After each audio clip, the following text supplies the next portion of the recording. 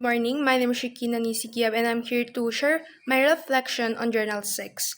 Ang mensahe na ibinahagi ni Pastor Gerald Balot tungkol sa kahalagahan ng pagkakaroon ng kaibigan at ang papel na ginagampanan ng Diyos sa ating buhay. Tinanong kami ni Pastor, why do we need a friend o bakit ba natin kailangan ng kaibigan? Kailangan natin ng kaibigan sa buhay dahil no man is an island. Hindi tayo linikha para mabuhay mag-isa.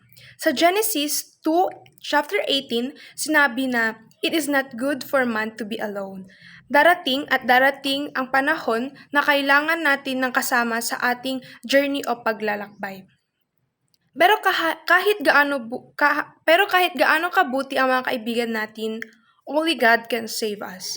Sa Romans 3, chapter 23, we are all sinners at kung mamamatay tayo spiritually, tayo ay magpapalayo sa Diyos.